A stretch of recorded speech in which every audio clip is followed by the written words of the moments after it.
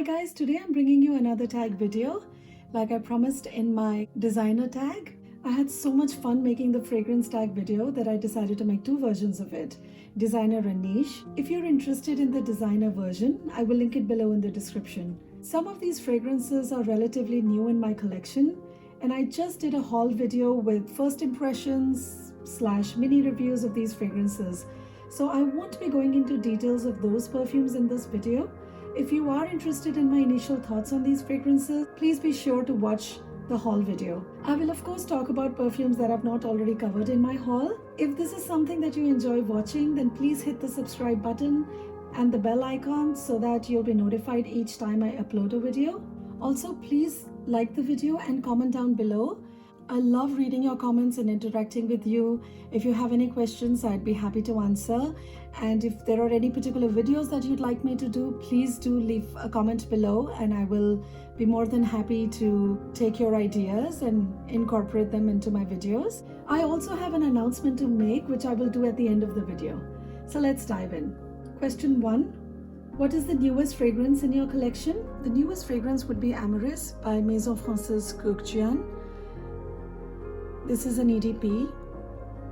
This is a very nice floral woody fragrance. It's a bit tart on me, but it's beautiful, it's woody, and it lasts a long time. And the first time I sprayed it, I thought it was really sparkling, so that's why I bought it.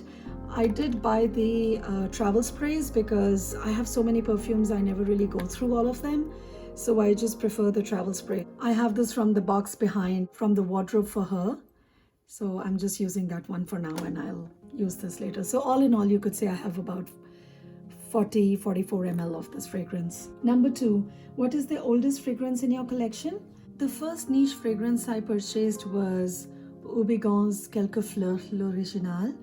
This is an eau de parfum. I bought this from Costco actually, and I bought this several years ago. Oh, and it still smells so good. You know, this is a fragrance that Princess Diana wore on her wedding day. And this is pretty unique. One of those original fragrances that were created to not have any particular flower stand out. So when you smell it, you can't really detect one flower over the other. It really is a bouquet of flowers and it's really pretty. It's one of my favorite springtime fragrances. Question 3. What is the most expensive fragrance in your collection?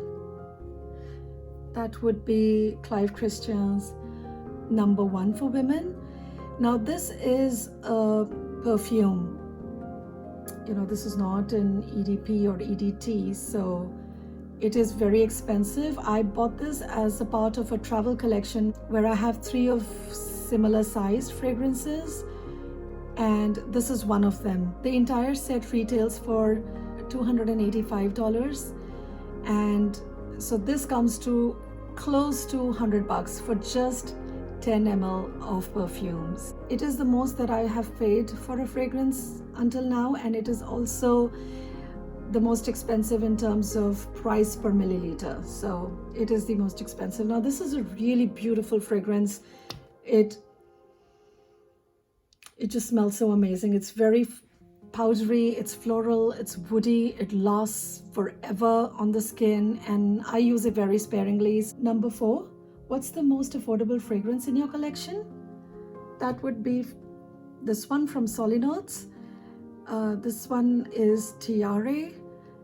I love this fragrance, and this was a discovery on one of my vacations. I was in Kuala Lumpur in Sephora, and they were carrying it over there, and I bought a bunch of them and they're all same price. I just picked up this one because this is my favorite of the SOLINOTES perfumes I have.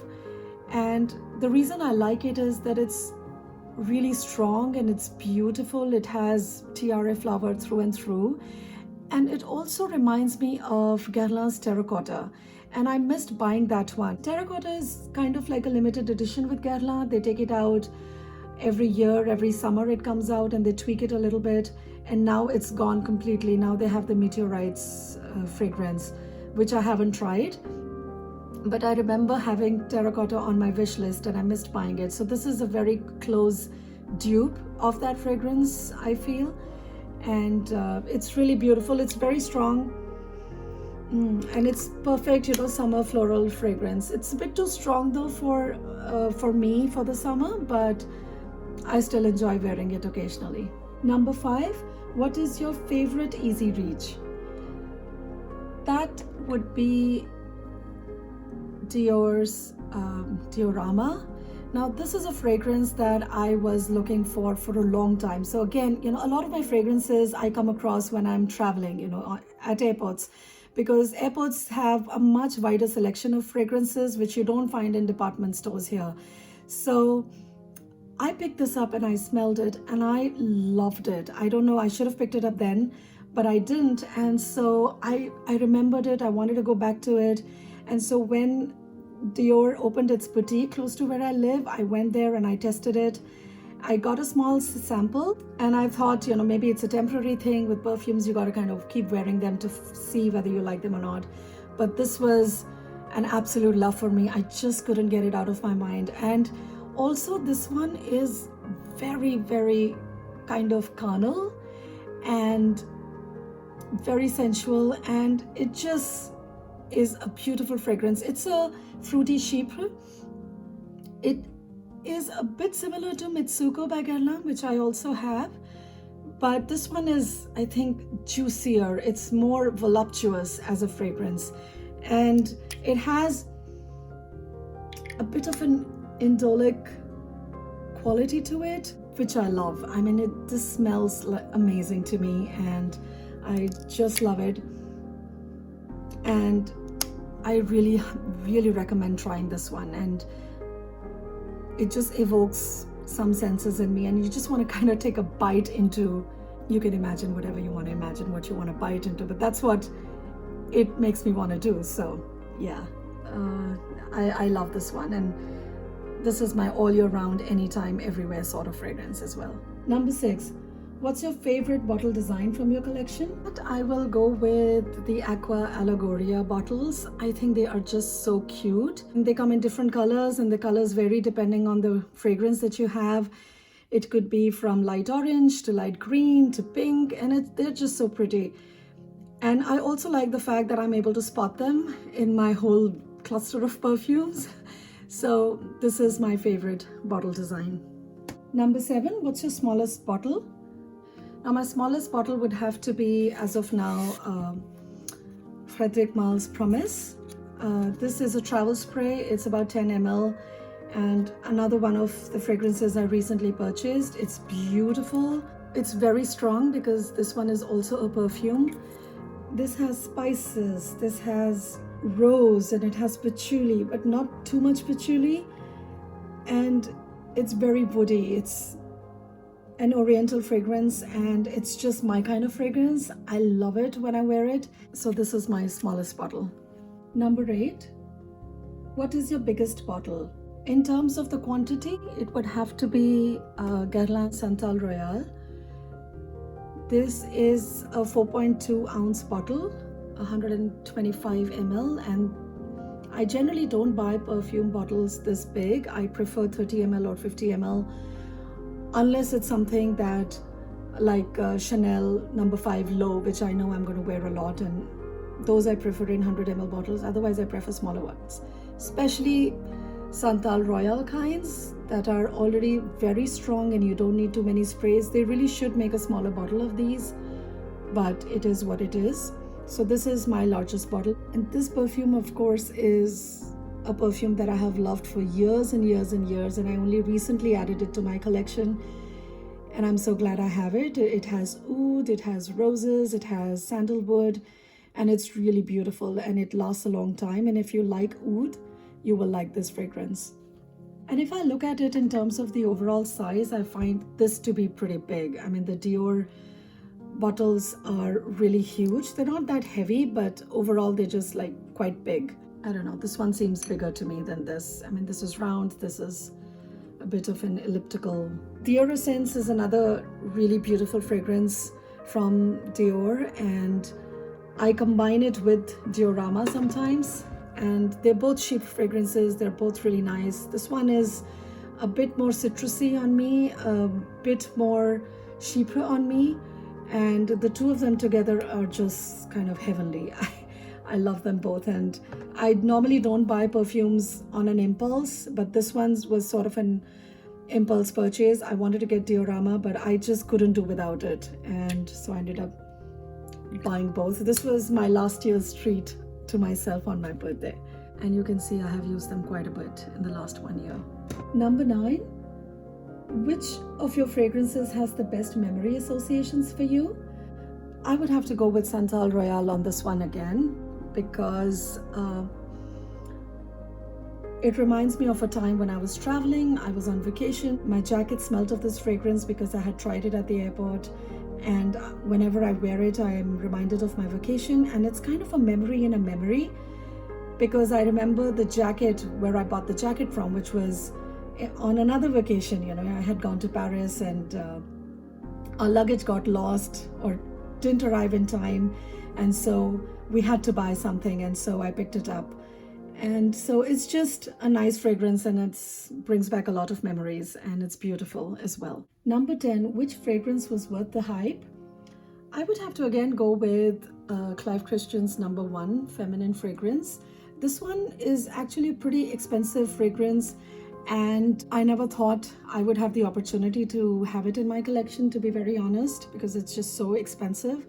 So I'm glad they took out the travel size and I got to try it, and I think it's worth the hype. It's blended very well. You can tell that it's beautifully made and that they've used really high quality ingredients. It's very well blended.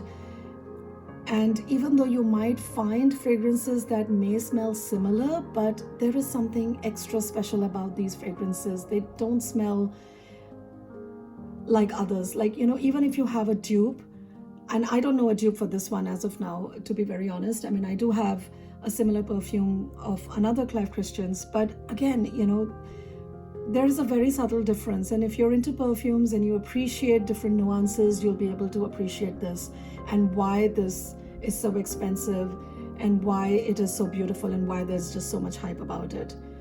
So I'm afraid I might have to get a bigger bottle of it someday, but we'll have to wait, you know. So I would say this is definitely worth the hype. Number 11, which fragrance house is underrated? I would have to say possibly ANNICK GOUTAL. Now it's been rebranded to just GOUTAL. I don't hear a lot of people talk about these fragrances, and they're just very beautiful. I have Grand Amour here, and it's such a beautiful fragrance, you guys. I just love it. It's a very green, floral, rose fragrance. It's an amazing combination of roses, lilies, mimosa, jasmine. It's a beautiful floral, and it's got this, it's not your very chirpy, happy floral. I mean, it's a beautiful fragrance. It's very elegant. It's very, very, I don't know, I mean, what's the word? It kind of is a bit haunting, I think, but in a nice way. It kind of puts a spell on you, you know. It's dark in some way, and you know, you really have to be in the mood to wear it, but it's so beautiful. I really like it, and not a lot of people talk about it, so I do believe that this is underrated. Number 12, which fragrance was not worth the hype? Well, this is going to be a tough one for me, because this is almost everybody's favorite. I would have to go with BACCARAT Rouge. Now, this fragrance, again, you know, this house is a beautiful house. The fragrances are really well blended. The quality is there. The ingredients are superb. And again, you can tell the difference that this is a really fine fragrance, and it is a luxury fragrance. But in terms of the notes, in terms of just my own personal preference, because I don't like gourmand fragrances, this one just didn't work for me. I think it's too sweet, and I also don't think it's very unique, because to me it smells like By the Fireplace by Replica, and so I don't know. I mean, this is still relatively new in my collection. Maybe I need to wear it for some time. I mean, it is a pretty explosive fragrance. Like when I sprayed it on just once, the whole house smelled of it, upstairs, downstairs, everywhere, you know, they could smell it, and they thought I was burning a Bath and Body Works candle. And so, that's now you get it why I'm saying that it's not worth the hype. I mean, a fragrance like that should not have to smell like Bath and Body Works candle, so apologies to anybody who loves this fragrance. If you love it, I mean, it's great for you, but these are just my thoughts, and I don't think it's worth the hype. Number 13, what is your favorite fragrance from your favorite house? Now, my favorite house, if you have been on my channel long enough, you would know that it's Guerlain. And the favorite fragrance currently that I'm absolutely loving is Joyeuse Tubereuse. Now, this is so beautiful, so beautiful. It is such an amazing fragrance. I don't know, it brings back some memories, but I don't know what. It's something very pleasant. It smells like tuberose, but the tuberose is very green, it's not like that heavy AMYRIS or Fracas kind of tuberose. It's a very green tuberose, very different from carnal flower. This one is more powdery. That one is one of the most natural tuberose fragrances that you could find, but this is very powdery. It's got lily of the valley, and that's what I get a lot from here. And it's just amazing. It's such a beautiful, sweet, pretty fragrance that it's an everyday go-to-work fragrance, an evening out fragrance, and a special occasion fragrance, in my opinion. So currently, this is the one that I'm absolutely loving. Number 14, what's your most used fragrance? I would have to go with the AQUA Allegoria Bouquet numéro 2. This is almost finished, and I kind of stop when I'm almost reaching the end of it because I don't want it to end. Although I did get another one. Guerlain had launched a very similar fragrance. It's called ROSA FIZZ. They're both quite identical, and so maybe I should finish it and declutter it, but I'll still keep it for the bottle. It's so pretty.